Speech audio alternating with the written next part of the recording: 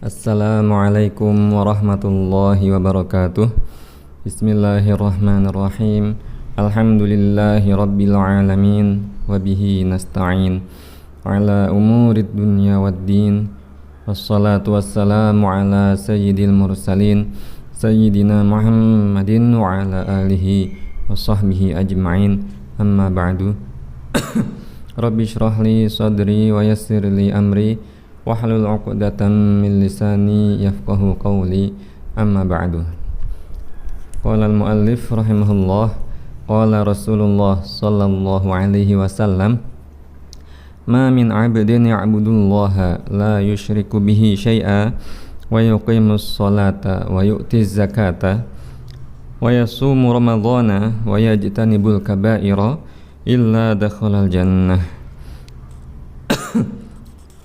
Rasulullah sallallahu alaihi wasallam bersabda, ma min 'abdin ya'budullah la yusyriku bihi syai'a.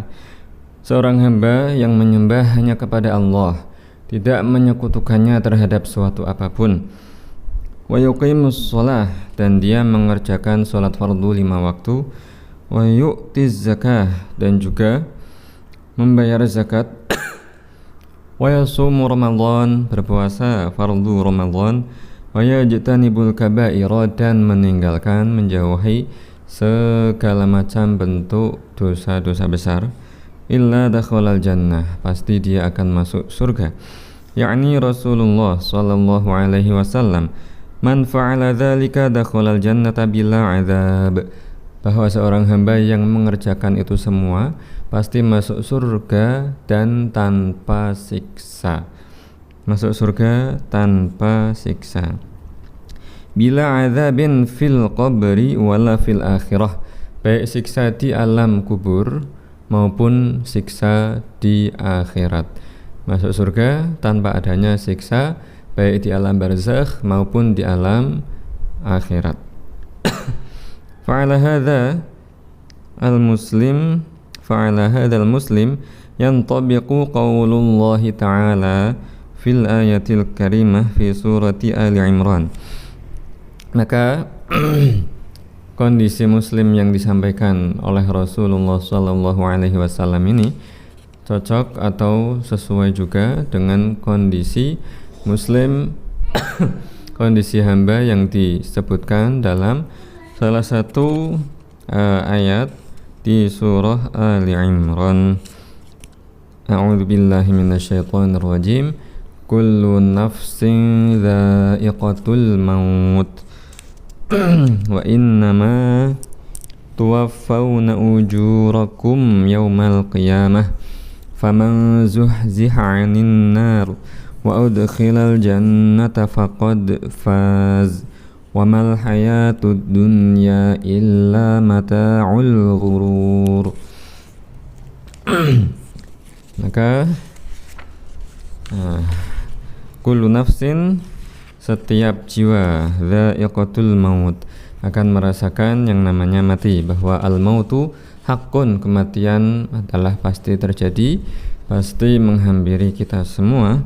Wa innama tuwaffawna ujurakum yaumal qiyamah, nanti di akhirat, di hari kiamat kita akan melihat balasan dari amal-amal kita, akan mempertanggungjawabkan amal-amal kita, baik amal kebaikan maupun amal keburukan. Semuanya akan kita lihat balasannya, meskipun hanya sebiji dzarrah, meskipun hanya sekecil ukuran dzarrah. Faman zuhziha 'anil nar, barang siapa yang diselamatkan dari siksa api neraka, wa udkhilal jannah, dan dia dimasukkan ke dalam surga, faqad faz, maka dia termasuk orang yang bejo, orang yang sangat beruntung. Wa mal hayatud dunya illa mata'ul ghurur, kehidupan duniawi ini sejatinya adalah kenikmatan yang menipu. Nah, makanya hati-hati, kenikmatan yang melalaikan jangan sampai membuat kita salah fokus. Fokus kita adalah untuk menjadi abnaul akhirah, untuk menjadi para pejuang akhirat, para pemburu akhirat.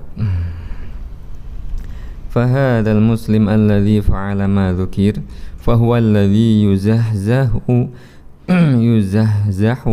ay yub'adu an nari jahannam wa yudkhalul jannah. Maka muslim yang dijelaskan di dalam ayat di atas adalah muslim yang mengerjakan kewajiban-kewajibannya, semua kewajiban-kewajibannya, dan meninggalkan semua keharaman-keharaman baginya, ya, dan sebagaimana dirincikan oleh Rasulullah dalam sabdanya di depan, ya, di atas. Muslim tersebutlah yang yuzahzah, yang dijauhkan, yang dilindungi dari siksa neraka jahanam dan dimasukkan ke dalam nikmat surga. Wa huwa alladhi yantabiqu alaihi qauluhu ta'ala fi suratil Kahf, dan juga senada cocok dengan penjelasan yang disebutkan dalam ayat salah satu ayat di surah Al-Kahf. A'udzubillahi minasyaitonir rajim. Khalidina fiha la yabghuna 'anha hiwala. Fakullun min ahlil jannah radin bimuqamihi fiha.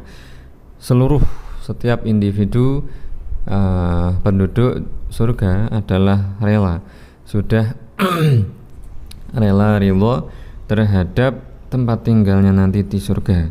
La yamallu, tiada merasa bosan sama sekali, min tuli muqamihi, misal disebabkan oleh karena sudah saking lamanya bermukim berdomisili di dalam surga tersebut, tiada rasa bosan secuil pun. Wala yastaqillu ma huwa fihi minan ni'am fi tilkal hayatil abadiyah ad-daimah, dan tidak ada penduduk surga satupun yang akan menganggap remeh, sepele, menganggap bahwa nikmat yang dia terima itu kurang, secuil. Nah, tidak. Tapi apa? Mereka rela, ridho terhadap nikmat yang Allah berikan kepada masing-masing penduduk surga tersebut, dengan segala ketentuan perbedaan tingkat kenikmatannya dan juga tempat tinggalnya nanti di surga, ya, masing-masing nanti ada yang sama, ya, ada yang juga berbeda tergantung amal ketika di dunia. Thumma hadzal hadits yatahammalu minasyarhil katsir wa tafsil al-wasi', lakinnana naktasiru al-yawma ala syarhi qawlihi sallallahu alaihi wasallam wa yajtanibul kaba'ir intaha. Nah, jadi hadis di atas aslinya penjelasannya ya sangat luas, namun di sini di pasal kali ini penulis ingin fokus tentang redaksi wa yajtanibul kaba'ir, pentingnya dalam hal menjauhi dan meninggalkan dosa-dosa besar. Fal kabairu hiya dzunub allati tush'iru bi anna fa'ilaha ghairu muqtarithin bid-din ay qalilul mubalah. Maka perlakuan dosa besar atau seseorang yang melakukan dosa-dosa besar, pengertiannya adalah segala macam bentuk dosa yang mana mencerminkan atau mengindikasikan kepada pelakunya bahwa pelakunya apa? Ghairu muqtarithin biddin, tidak begitu peduli terhadap ya aturan-aturan agamanya.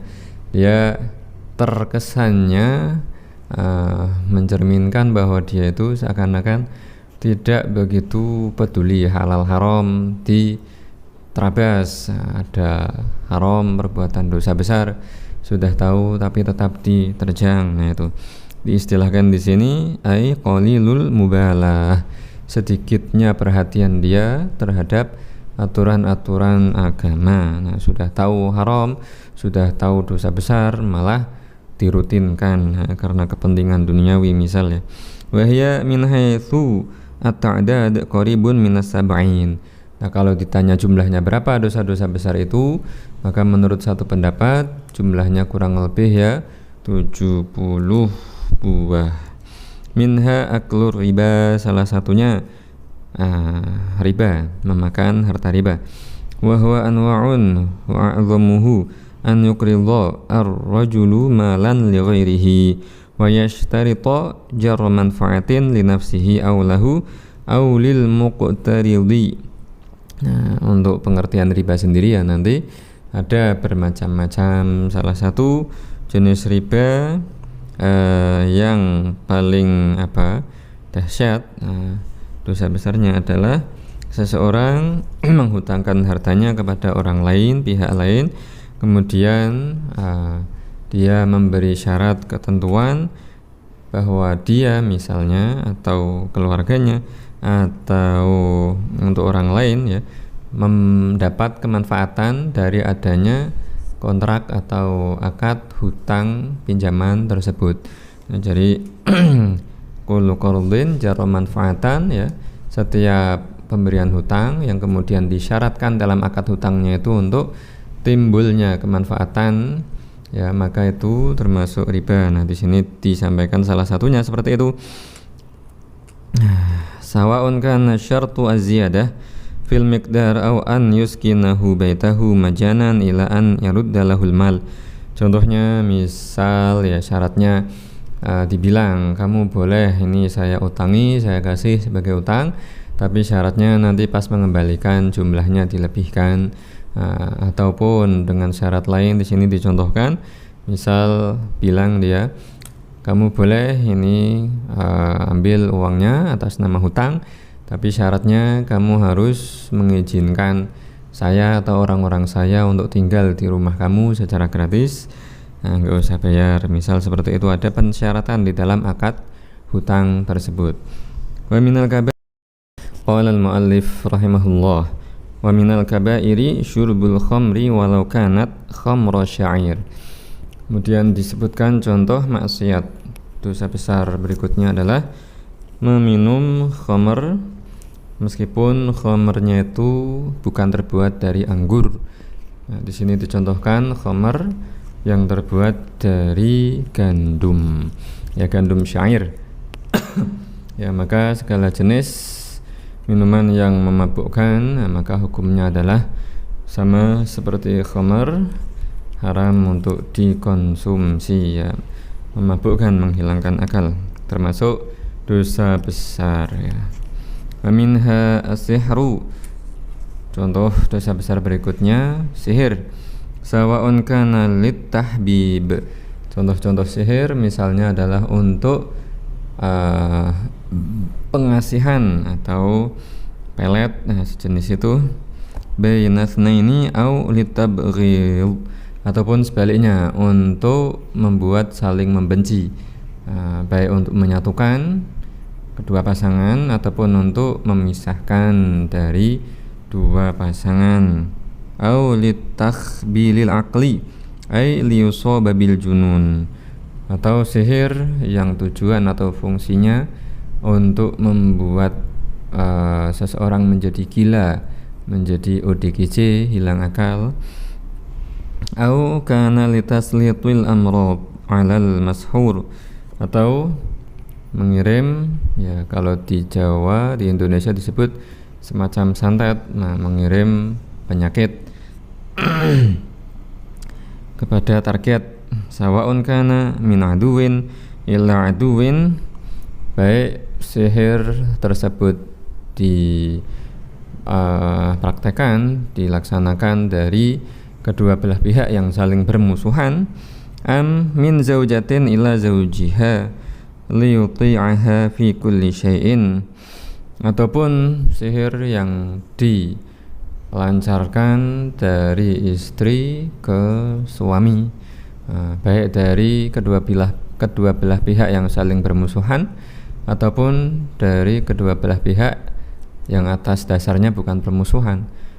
Contohnya istri menginginkan supaya suaminya senantiasa mematuhi, mengiyakan apa yang istri mau. Nah, akhirnya dipelet, di sihir yang sering kita dengar istilahnya dipelet. Nah, sehingga suami menjadi mentaati, mengiyakan semua perintah dari istrinya. Am min ummi zaujah hatta yakuna zauju bintiha muti'an laha la yukhalifu laha amran. ataupun yang melancarkan sihir adalah mertua atau ibu. Nah, contohnya di sini ibu dari istri. Nah, yang disihir siapa? Suaminya anaknya, berarti menantunya. Nah, ibu mertua menyihir menantunya sendiri. Tujuannya apa? Supaya suami anak perempuannya itu mentaati semua kemauan dari anak perempuannya. Nah, itu dari siapapun ke siapapun sihir itu dilancarkan, tetap hukumnya adalah dosa besar. Tsumma sihru anwa'un minhu ma la yatimmu illa bi'ibadati syaitan ay bisujudi lahu. Kemudian sihir itu ada beberapa macam. Ada yang sihir tersebut tidak bisa terlaksana kecuali dengan menyembah setan, misal dengan sujud kepada setan. Wa minhu ma yakunu fihi kalimatun ghairu mafhumatil ma'na wa takunu hiya fil haqiqah rumuzan yuhibbuha syayatin. Atau jenis kedua, sihir yang di dalamnya terdapat kalimat-kalimat yang tidak diketahui maknanya apaan ya. Nah, padahal kalimat-kalimat tersebut merupakan rumus-rumus ya, merupakan kalimat-kalimat yang dicintai oleh setan. Yaqluna liman yasta'miluha bughyatahu wa talabahu. Yang mana nanti setan, jin-jin kafir itu akan membantu para praktisi sihir, para penyihir, dukun-dukun sihir itu untuk menunaikan hajatnya ya, keperluannya, dibantu oleh jin-jin kafir dengan berbagai macam ritual itu tadi. Ada yang sujud menyembah kepada setan, jin kafir ya. Ada yang dengan merapal mantra-mantra atau menuliskan tulisan-tulisan mantra yang ada unsur kalimat rumus-rumus setan yang tidak diketahui, tidak dipahami maknanya apaan. Nah, ternyata adalah merupakan kalimat-kalimat kekufuran bisa jadi ya.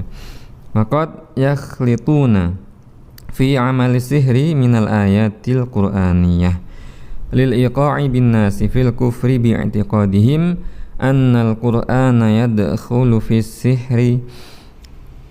Ada juga dari mereka praktisi-praktisi sihir itu ya, dari para setan itu yang mencampur dalam ritual sihirnya, dalam mantra-mantra dan juga tulisan-tulisan kalimat sihirnya itu dicampur, diselipkan beberapa potong ayat-ayat suci Al-Quran untuk menimbulkan salah paham bagi sebagian orang yang belum tahu, menimbulkan salah paham. Kemudian dampak dan efeknya apa?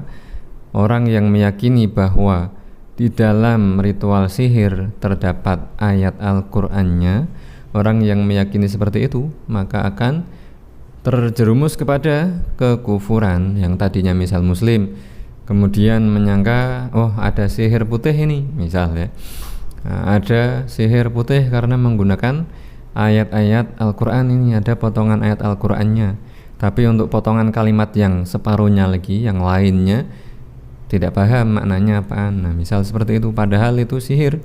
Nah, dia tahu bahwa itu sihir, kemudian dia praktekkan, dia terjerumus ke dalam amal sihir itu, menyangka bahwa itu sihir yang ada ayat Al-Qur'annya aman gitu ya. Maka justru telah terjatuh kepada perangkap setan yang derajat dosanya bukan lagi sekedar dosa besar yang masih diampuni, tapi sudah sampai pada derajat kekufuran atau kemurtadan ya. Fil kufri bi'tiqadihim annal qur'ana yadkhulu fis sihri, dengan mereka meyakini bahwa ada ayat Al-Qur'an yang masuk atau dipraktekkan dalam ilmu sihir, mereka menjadi kufur. Falladhi yadhunnu annal qur'an yadkhulu fi amali sihri faqad kharaja minal iman. Maka orang yang menyangka bahwa Al-Qur'an masuk di dalam amal praktek sihir, faqad kharaja minal iman, dia telah keluar dari keimanan, keislaman. Wadzalika maqsudus syaiton fakatsiran ma. Nah, maka itulah tujuan dari setan. Apa tujuan utamanya? Menjerumuskan orang-orang Islam ke dalam kemurtadan ya, dan orang Islamnya kadang nggak sadar, nggak tahu karena nggak belajar ya. Apa-apa saja yang menyebabkan faktor apa saja yang menyebabkan iman dan Islam menjadi batal, menjadi berbalik, menjadi status murtad. Nah, itu sangat bahaya. Fakatsiran ma yakunul ladzina yasta'miluna sihra unasan yantasibuna ila ba'dhi turuq. Nah, ini disinggung oleh penulis di kitab ini.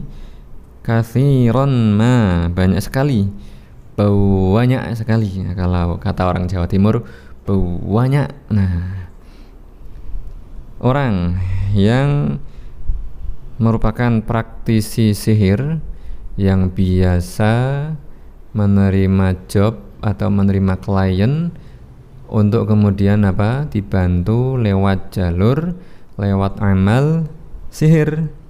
Nah, yantasibuna ila ba'dhi turuq. Namun praktisi sihir tersebut secara lahiriah, casingnya atau pencitraannya adalah sebagai ahli thariqah. Mungkin di Indonesia disebut ahli zikir ya, ahli sufi ya. Ini oleh penulis disinggung semacam itu. Jadi beliau penulis hidup di Beirut, Lebanon saat itu ya. Jadi di sana memang terkenal banyak para praktisi sihir. Nah, kalau di Indonesia sendiri saya kurang tahu ya. Jadi mereka di Lebanon, di Beirut terutama, aslinya penyihir, dukun sihir. Namun secara lahiriah pencitraannya atau penampakan casingnya menampakkan seolah-olah sebagai ahli thariqah tertentu gitu ya. Wa yastaghiluna ma'a dzalika bi sya'wadhah wa sihri. Namun mereka rutin untuk bermain atau berpraktek sihir ya. Yadhunnuhum annasu masyayikha hudatan yuqarribunan nas ilallah. Para manusia, masyarakat menyangka bahwa dukun sihir tersebut sebagai para masyayikh, para ya kalau di sini disangkanya kiai gitulah ya, disangka sebagai para pendakwah, para pengajak-ajak kepada kebenaran agama Islam, mendekatkan hamba kepada Allah. Wahum yub'idunan nasa 'anillah.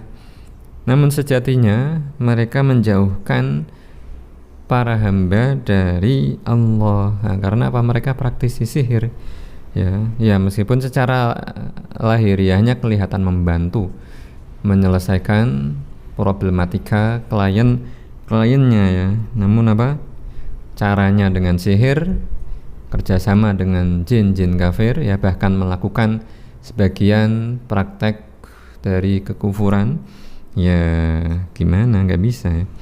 Khalata alaihimus syaiton al-umur, telah disasarkan atau disesatkan oleh syaiton. Wa minal kabair, qala al-muallif rahimahullah, wa minal kabair ayaqta'a haqqan mri'in muslimin biyaminin kadhibah.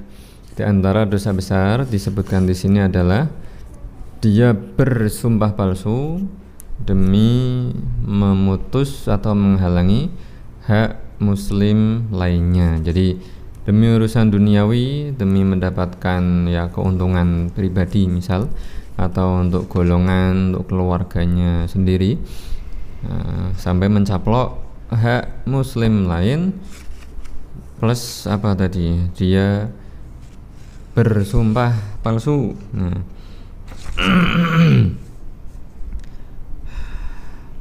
Wa minal kabair an yudhi'al insan nafaqata zawjatihi aw nafaqata auladihi as-sighar aw nafaqata walidayhi al-faqiraini ma'al maqdirati. Di antara dosa besar kemudian yang disebutkan di sini, hamba manusia menyia-nyiakan artinya menelantarkan istrinya, anaknya yang masih kecil, orang tuanya yang fakir, menelantarkan apa dalam hal nafkahnya, tidak memberi nafkah istri, anak-anaknya yang masih kecil, orang tuanya yang fakir tidak mampu. Nah, maka itu termasuk dosa besar ya, padahal dirinya mampu, masih bisa bekerja misalnya, baik karyawan ataupun freelance, atau ya pokoknya dia punya keahlian, masih punya kekuatan, misal jadi pakai ya kuli panggul di pasar, jadi tenaga kreatif. Kalau misal tidak bekerja dengan ototnya, maka dengan otaknya misal ya, dia pokoknya nggak mau cari duit untuk menafkahi, ataupun ada uang, nah ataupun ada harta, dia misal sudah nggak perlu kerja lagi karena punya simpanan harta, masih punya cadangan deposit, apa namanya tuh, cadangan saldo, nah, di ya simpanannya punya harta, tapi tidak mau menafkahi, tidak mau membelanjakan hartanya untuk hal-hal yang wajib bagi dirinya, menafkahi istri, anak-anaknya yang masih kecil, orang tuanya yang tidak mampu ya. Nah, kalau orang tuanya mampu, masih bisa menafkahi dirinya sendiri, maka tidak wajib bagi anak untuk menafkahinya ya, boleh tapi tidak wajib. Ma'al maktirah kecuali kalau misal orang tersebut tidak mampu ya, suami tersebut tidak bisa cari duit karena keterbatasan fisik, keterbatasan mental, ya pokoknya dia tidak bisa mendapatkan pemasukan, tidak memiliki kekayaan, simpanan kekayaan juga, ya wes akhirnya nggak bisa menafkahi karena ada uzur, maka tidak berdosa. Wa minha qatlul bahimati bil ju'i wal 'atsyi.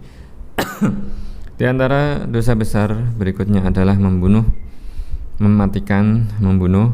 binatang karena kelaparan dan kehausan. Misal dia punya binatang piaraan, entah itu kucing, ayam, kambing, kebo, yang mestinya dia kasih makan. Kalau misal dia masukin kandang ya, dikasih makan, dia entah itu sengaja atau gimana, intinya yang mestinya dia rutin kasih makan sehari sekali misal, nggak dikasih makan sampai berhari-hari, hewan piaraannya itu yang di kandang ya mati, nggak dilepas ya. Mestinya apa, kalau nggak mau ngasih makan, nggak telaten bahasanya, nggak peduli, wes dilepas biar kucingnya, ayamnya atau sapi kebunnya itu cari makan sendiri. Nah gitu. Nah bahasanya kalau nggak mau ngasih makan ya sudah dilepas biar hewannya cari makan, cari minum sendiri. Nah, wa minal kabairi dharbul muslim dharban mubarihan bi ghairi haqqin. Di antara dosa besar lainnya adalah memukul muslim dengan pukulan yang mencederai tanpa adanya hak. Kalau adanya hak seperti jilid itu biasanya dipukul dengan ya tongkat, cambuk sebagai hukuman.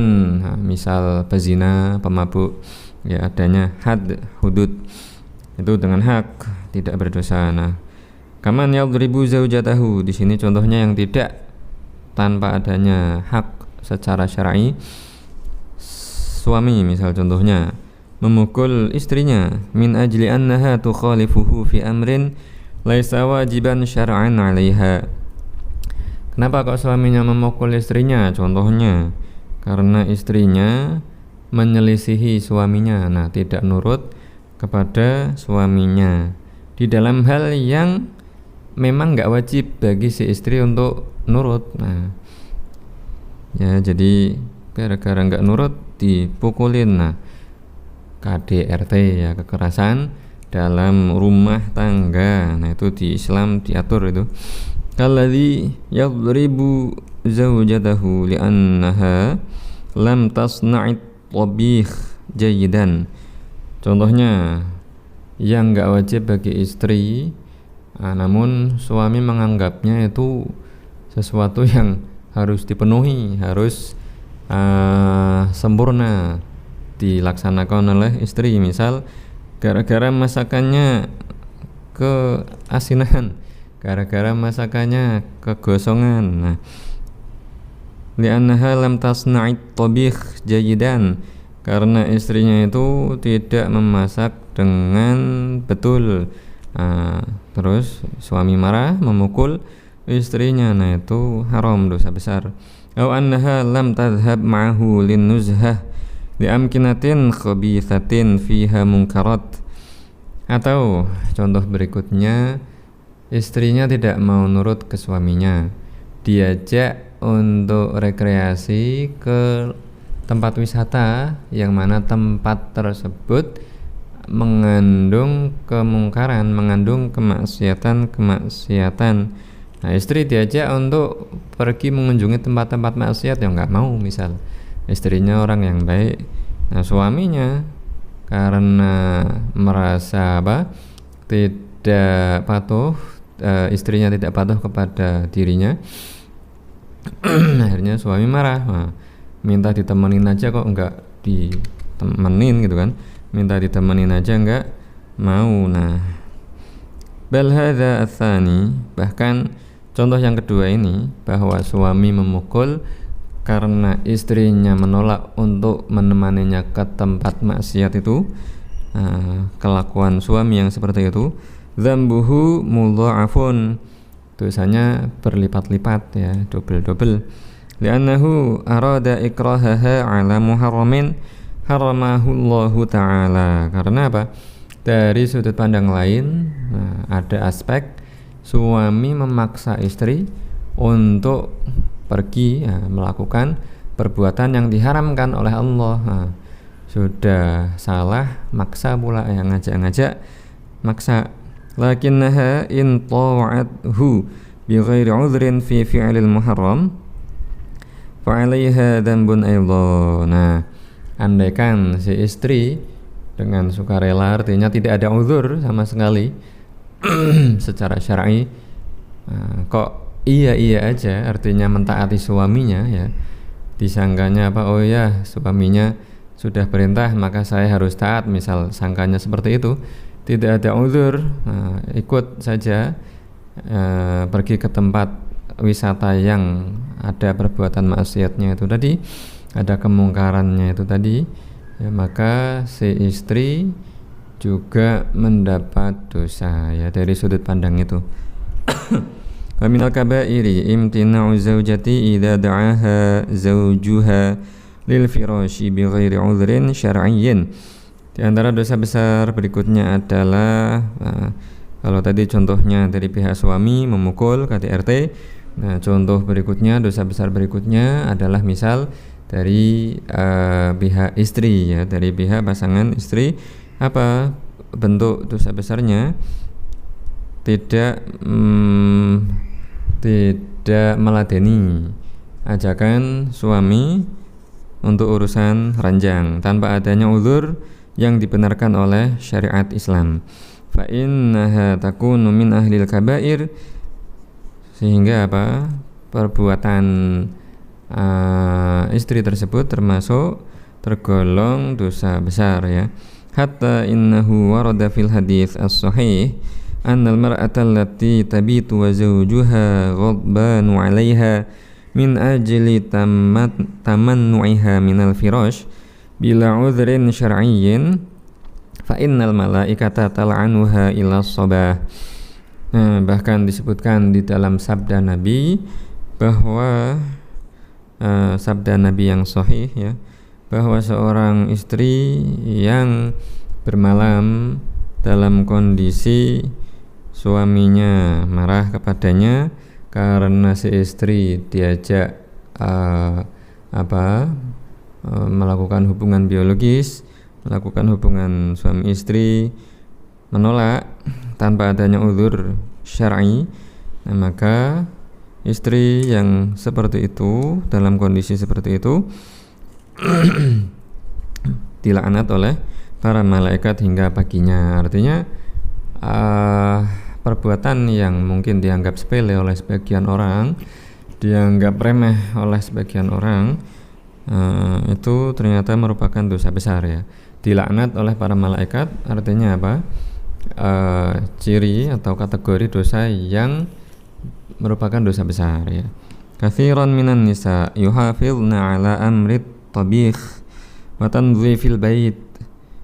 Banyak dari para istri itu menjaga atau memprioritaskan urusan masak, urusan dapur, membersihkan rumah, wala yuhafizna ala hadzal haqqil ladzi furidha syar'an, namun mengabaikan perkara ini, yaitu apa? Mentaati ajakan suami dalam urusan ranjang tadi. Padahal itu salah satu yang diprioritaskan ya, kefarduannya untuk dilaksanakan dalam syariat Islam ya. Jadi kebalik. Qala Rasulullah sallallahu alaihi wasallam, "Idza da'a ar-rajulu zawjatahu falta'tihi walau kanat 'ala tan-nur." Nah, gambarannya disampaikan oleh Nabi sallallahu alaihi wasallam bahwa andaikan istri masih di dapur pun lagi ya masak atau nyuci piring, lagi sibuk di dapur, kemudian dipanggil oleh suaminya, maksudnya untuk apa tadi, urusan ranjang tadi ya, falta'tihi, nah maka hendaklah istri tunaikan kewajibannya tersebut ya. Wa minal kabairi tarku ta'allumil ilmi syar'i al-dharuri. Di antara dosa besar berikutnya, tidak belajar ilmu agama yang darurat, yang wajib hukumnya bagi dirinya untuk mempelajarinya. Walau bil musyafahah min ghairi kitabatin wala taqyidin. Meskipun contohnya ya yang wajib bagi dirinya untuk belajar itu, meskipun dia penuhi kewajibannya ngajinya itu ya, orang Jawa bilangnya jipeng, meskipun hanya sekedar jipeng, ngaji kuping ya, gurunya menyampaikan secara lisan, kitanya mendengarkan ya, cuma mendengarkan, nggak ada nyatet, nggak ada ngerekam, nggak ada nulis-nulis di buku, di papan tulis, pokoknya seperti apa, ngobrol biasa, gurunya menyampaikan, muridnya mendengarkan, jipeng, betul-betul ngaji kuping, itu sudah mencukupi ya, aslinya seperti itu. La farqa fi dzalika bainar rajul wal untha. Dalam kewajiban menuntut ilmu yang darurat itu tadi, semuanya laki-laki perempuan wajib untuk menunaikannya, tidak boleh diabaikan. Li'anna man la yata'allamu, orang yang tidak mau belajar ilmu yang darurat tadi, yaqa'u fil kabairi, maka dia suatu saat ya berpotensi akan terjerumus kepada dosa-dosa besar. Sya'a am aba, baik dia berkehendak sengaja ataupun tidak sengaja. Wala yatmanu sihhata salatihi wala siyamihi wala zakatihi wala ziwajihi. Dan orang yang tidak tahu ilmunya salat, ilmunya puasa, zakat dan pernikahan, bagaimana bisa dia kemudian tenang bahwa amal ibadahnya itu salat, puasa, zakat dan pernikahannya bisa sah gitu loh. Bagaimana bisa dia tenang menjamin bahwa oh iya, sholat saya sudah sah karena saya sudah belajar nih, sudah tahu rukunnya apa saja, syarat sahnya apa saja, hal-hal yang membatalkannya apa saja.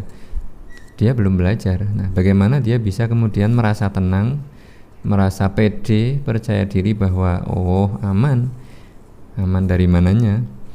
Kalau beramal tanpa landasan ilmu, ya sangat beresiko, berpotensi untuk amalnya itu menjadi sia-sia.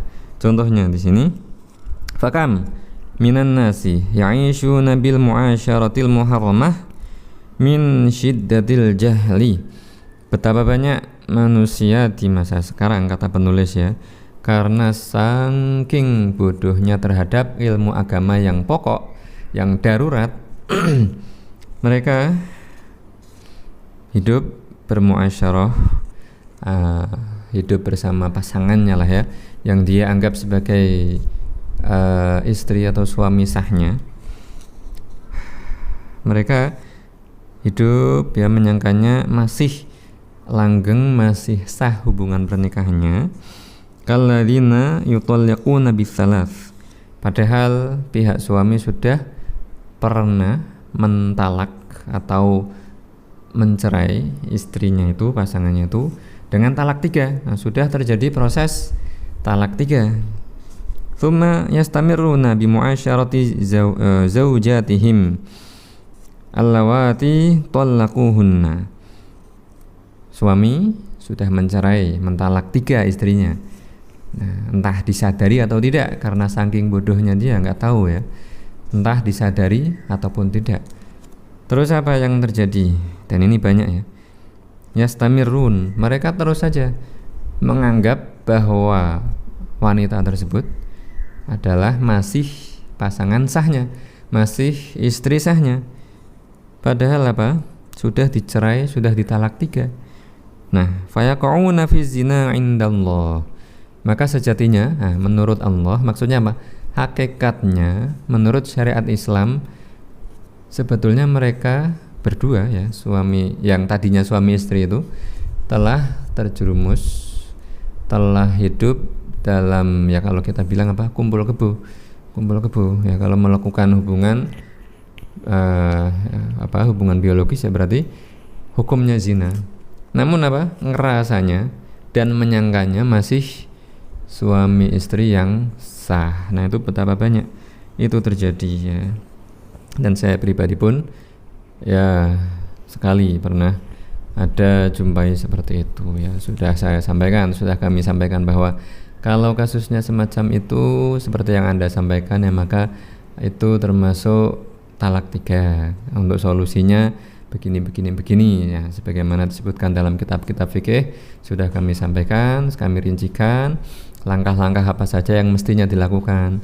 Nah, terus kemudian kami berpesan jangan sampai untuk kemudian diteruskan muasyarahnya itu sebagaimana kok menganggap masih pasangan suami istri yang sah, karena itu diwanti-wanti, di-warning oleh para ulama Islam. Itu banyak terjadi dan zina tapi ngerasanya menyangkanya itu masih suami istri yang sah lah. Terus kami lihat perkembangannya, saya nggak tahu itu dapat fatwa dari siapa ya.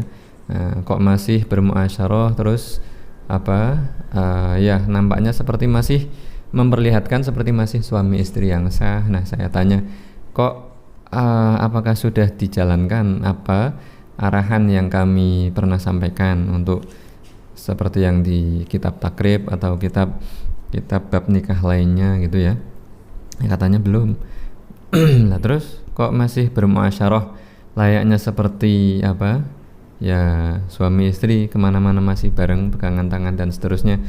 Katanya kata merekanya, kami sudah mendapat jawaban, mendapat arahan dari salah satu tokoh masyarakat, nggak tahu siapa, nggak disebut namanya, tapi intinya dia cari fatwa lain yang membenarkan atau menurut dia lebih ringan sehingga membenarkan apa yang mereka lakukan gitu kan. Padahal sudah cerita awalnya itu cerita ke kami pernah terjatuh talak 3 dari pihak sang suami. Nah, ya begitulah. Jadi dari kitanya sendiri pun harus insaf, harus jujur pada diri sendiri. Kalau misal kok keliru ya, maka ya tindakan selanjutnya adalah bertaubat kepada Allah dan ya memperbaiki diri sebagaimana diarahkan oleh para ulama Islam yang betul-betul ulama yang thiqah, yang ahlinya, yang tidak berfatwa tanpa ilmu ya, yang bertakwa kepada Allah ya. Allahumma ja'alna minal muttaqin, Allahumma ja'alna minas salimin fid dunya wal akhirah. Wabillahi taufiq wal hidayah. Assalamualaikum warahmatullahi wabarakatuh.